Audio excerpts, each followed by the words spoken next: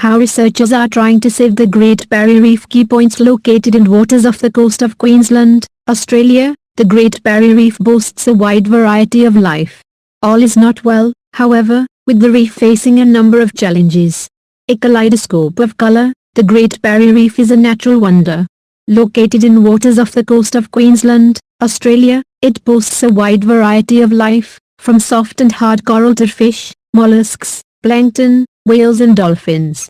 Attracting tourists from around the world, it also makes a substantial contribution to the country's economy, over 5.6 billion Australian dollars, around $3.71 billion, each year, according to the Great Barrier Reef Marine Park Authority, or GBRMPA.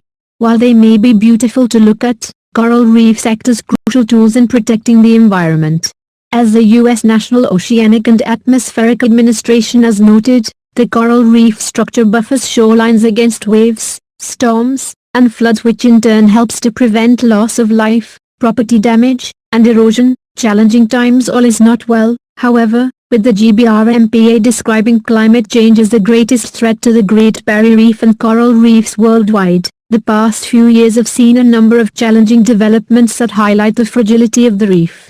In 2017, for instance, scientists in Australia recorded severe coral bleaching across large parts of the reef for the second time in 12 months.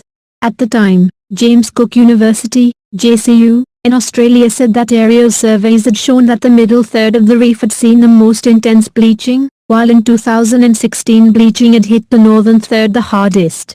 Bleaching takes place when abnormal conditions, such as increased sea temperatures, result in coral getting rid of very small photosynthetic algae, according to JCU and the Arc Centre of Excellence for Coral Reef Studies, which is located there.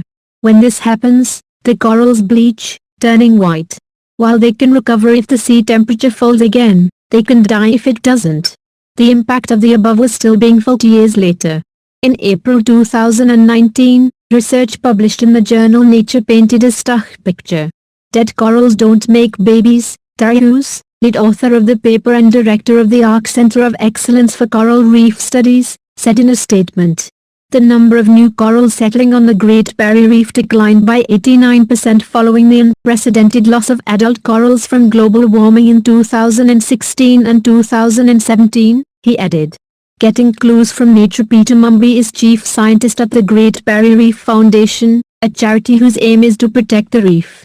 The research that my team does is to predict how do reefs respond to climate change and how can the management that people implement take us on a better path, he told CNBC's Sustainable Energy. Mumby went on to explain that his first project with the foundation was an initiative that looked to build up some understanding of the reef's resilience.